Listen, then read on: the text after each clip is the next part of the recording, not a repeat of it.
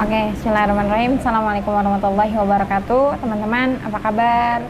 Sore hari ini kelihatannya mendung ya, dan udah di lokasi Condet, di wilayah Condet ini, alhamdulillah ditemani dengan rintikan hujan ya, gerimis. Oke, teman-teman, dalam kesempatan yang terbatas ini, insya Allah aku akan bahas tentang perang Fujjar. Oke teman-teman, kalau bahas tentang perang itu emang seru banget ya gitu, karena perang itu ibaratnya antara dua kelompok atau lebih gitu yang memperebutkan sesuatu kekuasaan gitu.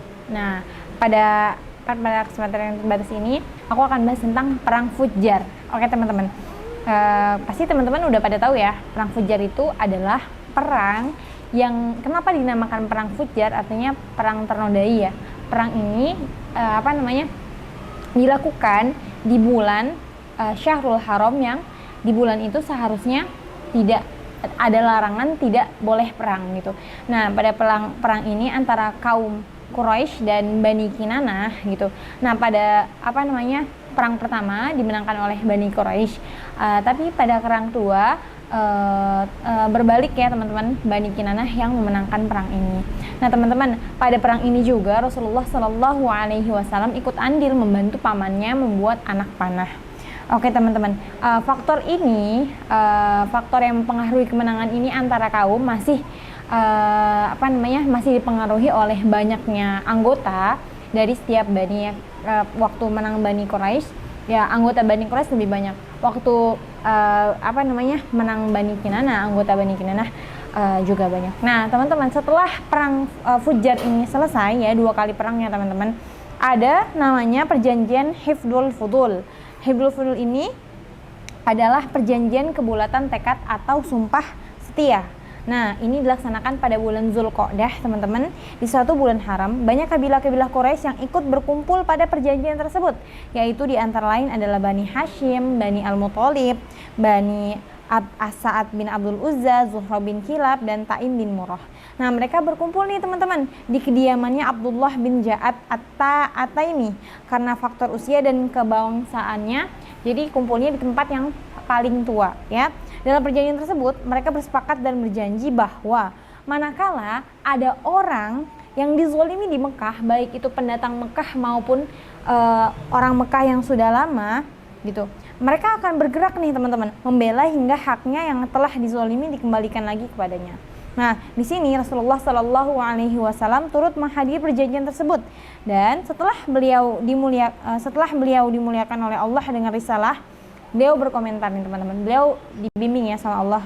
Lalu beliau berkomentar, sungguh aku telah menghadiri suatu hilf atau perjanjian di kediaman Abdullah bin Ja'ad ini yang lebih aku sukai ketimbang aku memiliki humrun na'am. Humrun na'am ini atau bisa juga dikatakan unta merah, yang merupakan harta yang paling termahal. Jadi menurut Nabi ini Masya Allah senang banget gitu loh. Aku lebih suka menghadiri perjanjian ini daripada aku punya hufdul na'am, humrun na'am atau unta merah. Nah teman-teman, andai di dalam Islam aku dimintai untuk melakukan hal itu, niscaya aku akan memenuhinya. Jadi Nabi Muhammad SAW sangat suka ketika dia menghadiri hifdul fudul ini, perjanjian ya. Nah, semangat perjanjian tersebut bertolak belakang dengan hamiyah jahiliyah atau egoisme jahiliyah. Jadi orang jahiliyah ini egois teman-teman, dia nggak setuju, yang justru timbul dari sikap fanatisme terhadap suku dan keluarga. Jadi dia nggak setuju karena dia ngerasa sukunya dan keluarganya ini ibaratnya yang suka ngezolimi orang gitu. Jadi dia ngerasa dia ini justru rugi kalau ada perjanjian ini gitu. Sukunya, bangsanya yang biasa zolimin orang, yang biasanya dapat harta orang yang dia rampas, tiba-tiba ada yang bela gitu. Nah dia nggak setuju teman-teman. Nah sementara ada versi yang menyebutkan juga bahwa sebab terjadinya perjanjian tersebut adalah seseorang dari kabilah Zubaid yang datang ke Mekah dan membawa barang. Kemudian barang tersebut dibeli oleh Al-As bin Wasil Asyami, namun dia menahan hak orang tersebut. Nah ini teman-teman, awal mulanya ada yang versinya katanya gini tuh, karena seseorang beli barang terus barangnya itu dirampas gitu, namun ada yang membela dia menahan hak tersebut. Karena dia meminta bantuan kepada suku-suku yang bersekutu di kota Mekah, maka perbuatan Al tersebut Sam dan Adi akan, tapi mereka semua tidak mengacuhkannya. Nah teman-teman, jadi ketika kita meneladani sikap Rasulullah Shallallahu Alaihi Wasallam yang setuju adanya hifdzul fudul ini gitu, kita jadi tahu ya teman-teman bahwa memang seharusnya orang yang terzolimi itu harus kita bela gitu teman-teman. Karena ya bayangin aja sih, orang terzolimi nggak ada yang bela, ya Allah, sedih banget kan. Nah itu teman-teman, satu pelajaran yang bisa kita ambil hikmahnya.